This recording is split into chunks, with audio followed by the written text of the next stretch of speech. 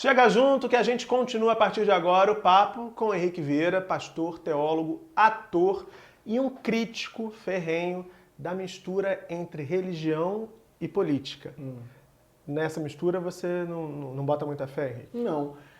Vamos lá. Boa questão, viu? Religião controlando o Estado para impor uma doutrina ao conjunto da sociedade, isso é absurdo. Isso é veia autoritária, ditatorial, que vai suprimir liberdade e fazer sofrer um monte de gente. Isso é um absurdo, né? O Estado tem que ser laico. O que significa isso? Respeitar a liberdade que os indivíduos têm de professar as suas religiões, mas não se deixar levar nas suas leis e políticas públicas por qualquer doutrina religiosa específica. Esse tipo de relação, religião e política, que é uma relação de domínio, é uma relação nefasta. Agora, por outro lado, o religioso, a partir da sua fé, nas suas ações individuais, ele deve interferir na sociedade para promover o bem comum, a justiça, a diversidade? Eu vou te dizer, sim.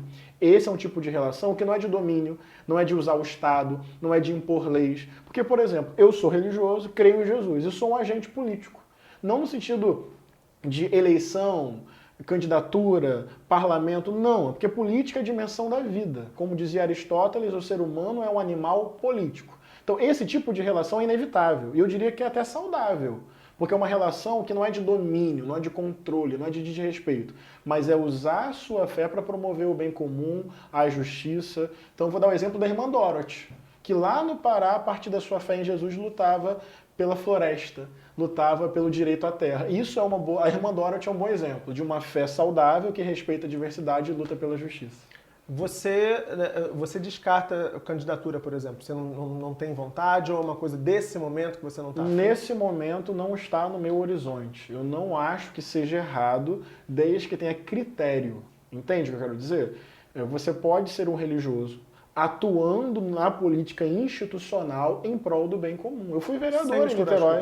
Eu fui vereador em Niterói e o meu mandato, que era uma construção coletiva, levou adiante a pauta das mulheres, das LGBTs, do combate ao racismo religioso e à violência às religiões de matriz africana sendo pastor. Pois é, eu te fiz essa pergunta, na verdade é uma provocação. Isso é possível. Porque muita gente que te vê falando disso pode falar assim, mas o cara foi vereador, o cara é filiado a um partido político e está dizendo contra isso. Quer dizer, você não nega a política, nem nega a possibilidade de atuação de um religioso. Foi o que eu tentei diferenciar. É a confusão entre o que é privado e o que é de interesse público que deve ser. E a gente tem visto muito. Você critica, por exemplo, a bancada evangélica. Total, porque ali é projeto de poder de impor uma determinada doutrina religiosa ao conjunto da população. Essa é a relação nefasta, perigosa, autoritária, perversa. Agora, eu, a partir da minha fé em Jesus, coletivamente, com senso republicano e de democracia, atuar para o conjunto da sociedade, isso é legítimo. Vamos proibir religiosos de se candidatar. Bem, isso também é loucura, é autoritarismo, é achar que todo religioso é um fundamentalista. Até porque coloca exatamente todo mundo no mesmo saco. Não, tem gente bacana, enfim, como todas as áreas de atuação humana. E todas as religiões. Agora, no caso da bancada evangélica aqui do Brasil, tem chamado muito a atenção essa postura muito conservadora, muito retrógrada, em um alinhamento com algo que tem sido chamado cada vez mais de extrema-direita. É verdade. A que a gente deve essa aproximação? Se a gente, na primeira parte da entrevista, se você não viu, busca aqui no canal e assista. Se na primeira parte da entrevista a gente falou que Jesus deixou um legado de amor, se a gente for resumir, espremer tudo ali e deixar só o supra-sumo, é amor. Como é que essa bancada evangélica, uma vez ocupando um espaço tão privilegiado, ela acaba levando para um outro lado essa discussão e propondo padrões legais e de comportamento para toda a sociedade, a despeito de crenças, que estão ali meio que de costas para aquilo que até Jesus disse. Eles não conhecem Jesus, é importante dizer isso. Você acha isso mesmo? Não, conhecem não. O Jesus do Evangelho, da palavra, do texto bíblico, eles desconhecem. Que Jesus é esse, então, que esse pessoal tanto fala? É o Jesus criado pelo fundamentalismo para sustentar um sistema de opressão e de privilégio. Esse é o Deus deles. O Deus deles é o dinheiro. O Deus deles é a própria imagem.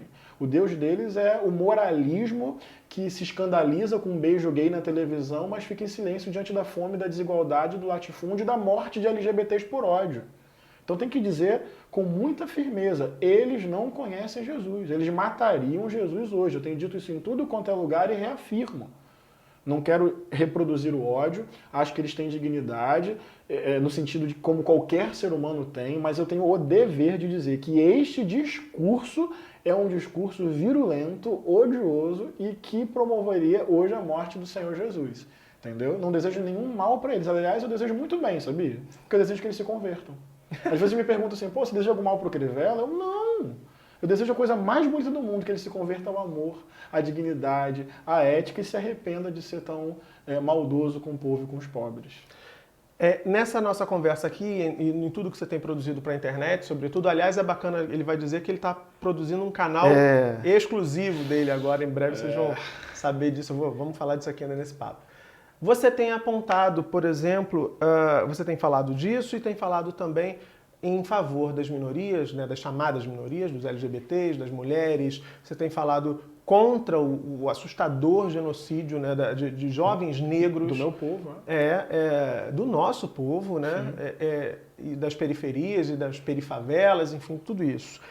Por que quando a gente chega nessas questões de comportamento, por exemplo, casamento gay, a regulamentação do aborto, até mesmo a discussão sobre uma política mais eficiente e menos hipócrita sobre drogas. É verdade. Por que sempre a gente esbarra nessa resistência tão forte desses parlamentares que são da bancada evangélica, que segundo você acabou de me dizer que nem conhecem Jesus direito? Não conhecem. Por que está em jogo aí? Que disputa é essa? Por que daqui eles não... Até aqui parece que a gente pôde chegar, mas eles não querem que a gente avance, pelo contrário, querem até que a gente retroceda. Dogma, doutrina, entende? Esses caras, eles estão fixados numa doutrina e não na dignidade humana. Falando deles, tá? Quando você vai para o povo, eu acho que é outra dimensão.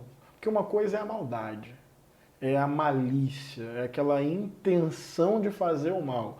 Outra coisa, muitas vezes, é o desconhecimento, é não ter ainda tido a chance de pensar sobre uma determinada pauta.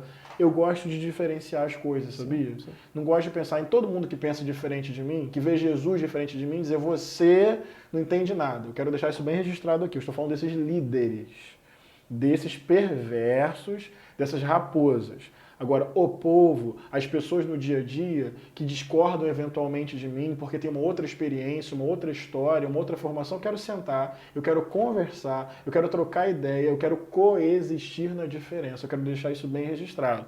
Agora, eles se fixam no dogma. Então, por exemplo, a questão do aborto. É porque é pela vida. Vida. Mas a questão é a seguinte...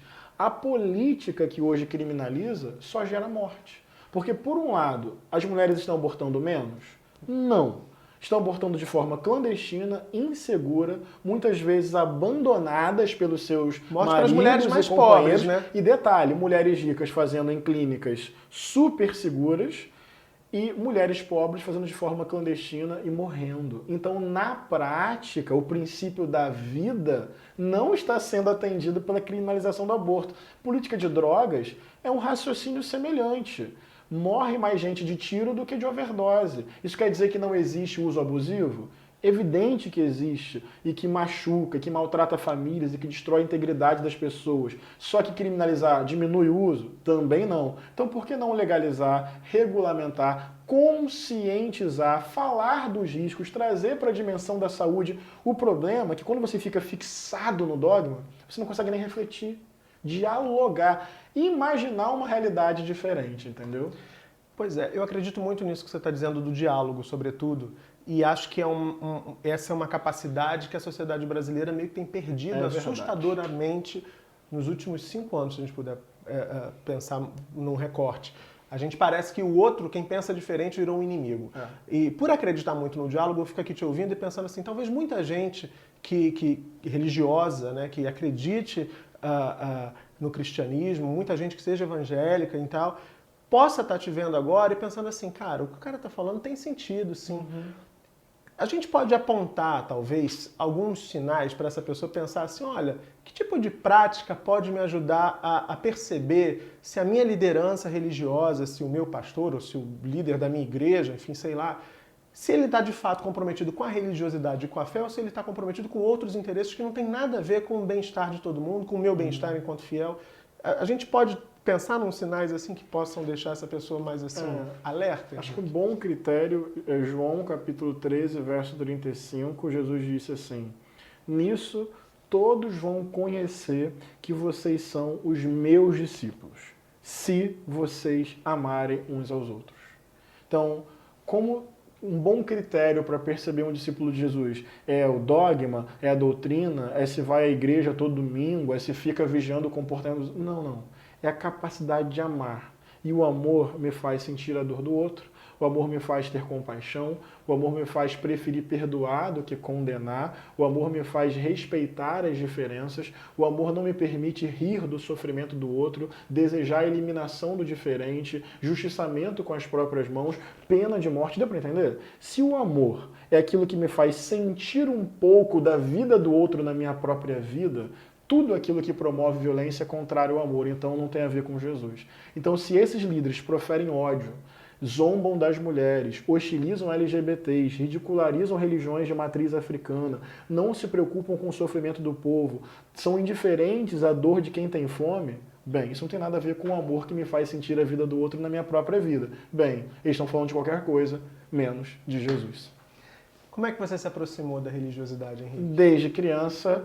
Eu nasci num lar evangélico e já fazia ali, com 5 anos de idade, uma leitura bíblica com a minha avó, meu tio e meus pais. Então, desde a minha infância, a semente do evangelho veio para o meu coração. Quando adolescente, ganhei uma consciência maior disso. Me apaixonei por esse Jesus engraçado, divertido, criativo, emancipador. Gostava de um bom vinho, de uma boa prosa, de uns bons banquetes. E que tinha uma galera, gostava do coletivo. Quando ia ser proclamado rei para virar ídolo, ele preferia ir para um lugar solitário para orar, para continuar caminhando com o povo. Foi preso, torturado, assassinado por amor à humanidade, por amor à minha própria vida. Eu sou um apaixonado por Jesus de Nazaré. Isso não me torna um fanático, pelo contrário. Eu espero que isso me torne cada vez mais humano e mais generoso e com mais vontade de amar as pessoas, como dizia o bom Renato Russo, que hoje deve estar lá no céu, garanto, pode anotar, como ele dizia, amando as pessoas como se não houvesse amanhã, porque no fundo a vida é rápida, ódio é perda de tempo, o único dia que existe não é ontem, não será amanhã, é hoje. É melhor gastar a vida com o que importa, é amando, é sendo generoso, é aproveitando os bons esbarrões da vida. E esse cara tá inventando mais um lugar para poder amar, ser generoso, que é esse canal no YouTube que eu disse para vocês. Conta aí pra gente qual é a ideia. Assim, seus vídeos já bombam, já viralizam, mas agora você vai ter um espaço teu. Tem a página Henrique Vieira, ok. Tem a página Esperançar, que é um coletivo, tá aqui a camisa, assim, procure. Tem as minhas colunas na Mídia Ninja, mas aí a gente achou que era hora de ter um canal no YouTube. Nesse canal vai ter estudo bíblico, pequeno, eu vou abrir a Bíblia e ler, que a gente vai chamar de contos bíblicos. Vai ter um programa que vai ser chamado Caminhando Junto, que a gente vai para a rua, dar visibilidade a movimentos de resistência, coletivos que estão aí transformando a realidade. Vai ter um quadro chamado Poetizando, que vão ser intervenções artísticas minhas, com as minhas próprias poesias. E vai ter um quadro de entrevista aqui parecido com o seu. Eu vou até pegar várias ideias. Confesso, achei maravilhoso esse cenário. Parabéns pelo teu trabalho. Tá? Obrigado, imagina. Parabéns a você. Pra gente encerrar, Henrique, primeiro eu vou te desejar boa sorte no canal. Obrigado. Tenho certeza que vai ser um sucesso. Você tá com essa camisa Esperançar, que é esse outro canal, né, do coletivo que você faz parte também. Ou seja, vocês transformaram a esperança num verbo. É isso. A gente está vivendo um momento muito conturbado, não só no Brasil, como em todo o mundo, mas especialmente aqui no Brasil. Como é que você poderia, o que você poderia dizer para quem está com dificuldade de ter esperança nesse momento, ou para quem está com dificuldade de conjugar esse verbo esperançar que vocês provocaram aí? Tem momentos na vida que são assim mesmo. Então, em primeiro lugar, eu quero respeitar quem está triste e desesperado. Antes de dar uma injeção de ânimo, é preciso, né, ouvir e dizer, poxa, é isso, a nossa sociedade é muito da anestesia, né? E às vezes a dor tem que ser só sentida, a lágrima tem que ser só chorada. Depois desse reconhecimento da dor, o que eu diria? Cara, como é que os negros chegaram até aqui, rapaz? Debaixo de tanta violência, no porão do navio negreiro, vendo a sua família desestruturada. Não dava para ser otimista, não. Só deu para prosseguir por causa da esperança. Esperança é aquele negócio que pode estar tudo meio contra, mas independente disso, por alguma intuição você segue. O otimismo é a partir de algo, a esperança é independente de qualquer coisa. Então eu queria dizer o seguinte, vou terminar com Martin Luther King, né? Ele disse, se eu não puder voar, eu vou correr. Se eu não puder correr, eu vou caminhar. Se me impedirem de caminhar, eu vou rastejar, mas eu vou seguir em frente, de qualquer jeito. Então, respeitando a dor, chorando com quem está triste, hoje, para produzir um país de paz, de coexistência na diferença, de democracia, um convite ao povo. Voando, correndo, caminhando, rastejando, não vamos recuar. Tem hora que é pela fé. Não precisa ser transcendente, religiosa, é fé na vida. Vamos para frente. Sigamos. Querido, muito obrigado por ter vindo. Boa sorte. Vou me inscrever no canal assim que você lançar. Obrigado. E vocês, eu espero que vocês tenham curtido esse papo maravilhoso. Aquele recado de sempre, inscreva-se aqui no canal, acione o sininho, porque toda semana, terças e quintas, 7 da noite, tem um papo. Não sei se sempre um papo tão maravilhoso, a gente se esforça, a gente recebe gente sempre muito legal. Mas sempre tem um papo bem bacana que vale a pena acompanhar aqui no Chega Junto, tá certo? Beijão e até a próxima.